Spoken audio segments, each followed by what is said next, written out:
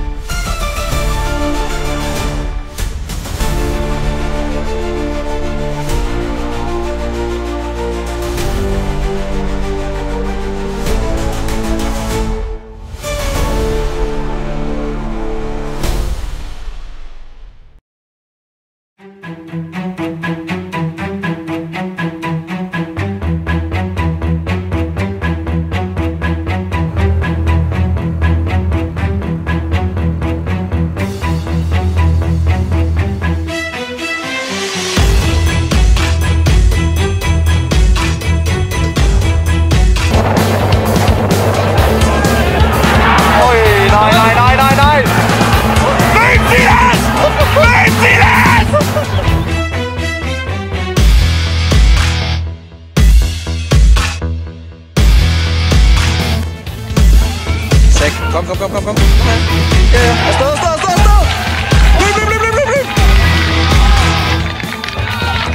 Løb. Hvor er det varmt.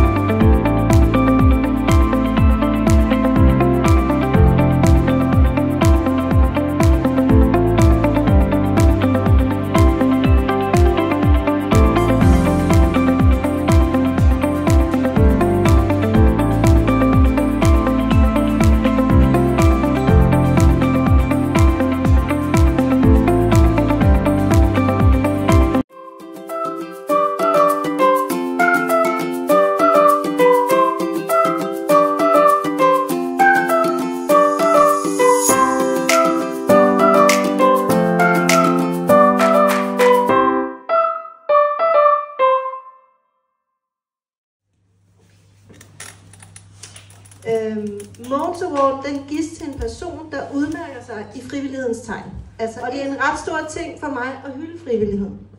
I år var jeg faktisk ikke i tvivl. Overhovedet ikke, faktisk.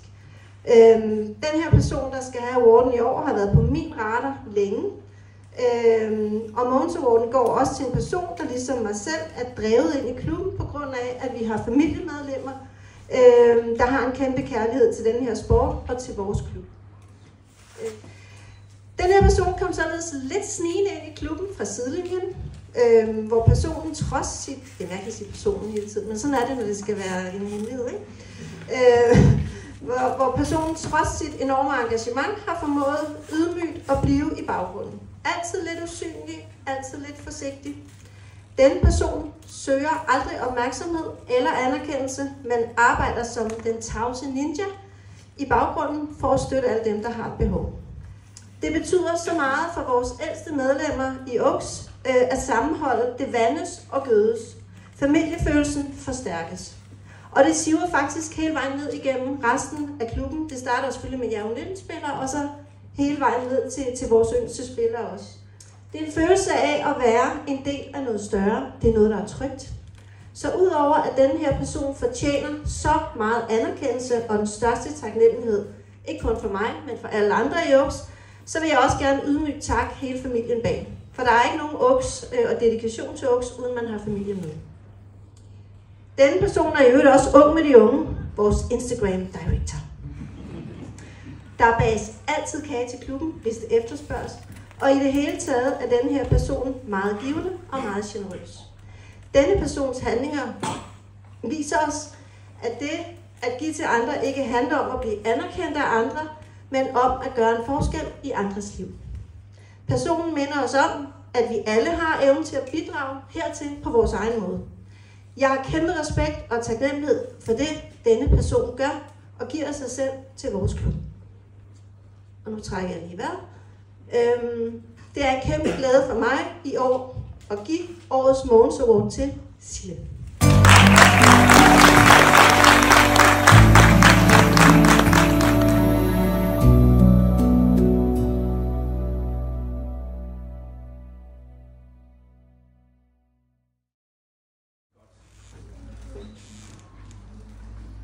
Sidste år, der havde jeg et stykke papir, men det var så mørkt her, at jeg ikke skulle læse det. Så selvom jeg er meget imod, at man sidder og kigger på sin telefon, mens man holder tale, så tænker jeg, at det er den bedste og mest sikre måde, at jeg kan gøre det her. Den award, som vi kalder Kyler Awarden, gives hvert år for enestående arbejde inden for OAKS frivillige arbejde i ungdomsrækken. I sæsonen 2023 og 2024 kunne awarden ikke holdes hemmeligt for modtageren, der blandt alle de andre opgaver, hun ordner, skulle hun også stå for indgraveringen på pokalen. Jeg har meget at sige om årets vinder, men lad os lige starte med at give en kæmpe hånd til vores egen Julia Greg.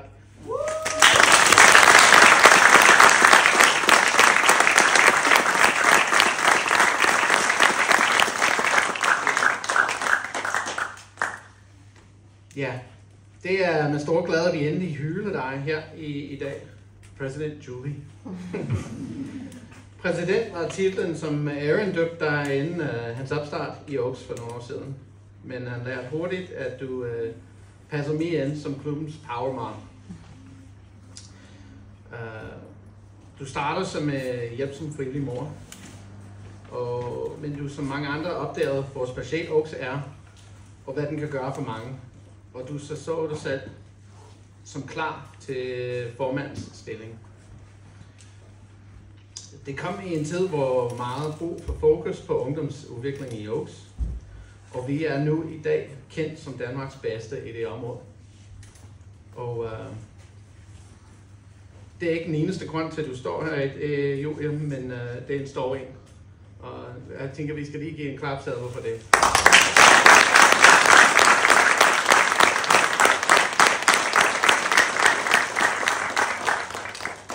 Som formand skal du sørge for, at spillernes behov bliver passet. Alle spillere og cheerleaders på alle årgange bliver set til. Udover det har du passet klubben, som om det var dit eget barn. Du passede også udvikling, sørge for, at vores tøj var fint, og at vi opførte os ordentligt i det offentlige. Du er vores power mom. At være en mor er en kæmpe ansvar, og når ens barn gør noget godt, er det ikke forældrene, der får ros først. At være ildsjæl i en klub kan sammenlignes med det. Men Julia, du er ildsjæl, formand, arrangør, bager, indpakker, grafiker, vasker, opvasker, IT-konsulent osv. osv. Den liste af opgaver, du har foretaget dig, er for stor til at læse op. Din utrættelige indsats for klubben har gjort en kæmpe forskel for både cheer og fodbold. Ikke kun på banen, men også for vores fællesskab. Men du er større end det. Oaks har været i sin ungdom en lille drengeklub, og flok gutter, der har et fællesskab, og et navn og et logo. Alt igennem årene har ændret sig år for år. Spillerne, playbook, uniformer osv. osv. Den røde tråd, klubben har igennem årene, er vores kærlighed for vores fællesskab. Vi passer på hinandens kærlighed. Og det er vores børn, vores kærester, vores sport. Og du i mine øjne er den kæmpe motor og inspiration bag den fælles kærlighed. Ligesom enhver mors arbejde, er det endeløst utaknemmelig arbejde gjort med kærlighed. Ikke med pligt, men med kærlighed. Jeg ved, at den opgave har forståeligt krævet blod, sved og tårer for dig. Den har taget dig til kanten mange gange. Men bag hver pokal, bag hver Oaks smil eller touchdown dance, ligger der en del af din kærlighed. Den person, du er, inspirerer mig hver dag og vil blive i klubben som en inspiration langt i fremtiden. Jeg takker dig for at være den, du er i min klub, i mit liv, og at du med alt, du har, passer på de ting, jeg elsker mest med din kærlighed. Tak.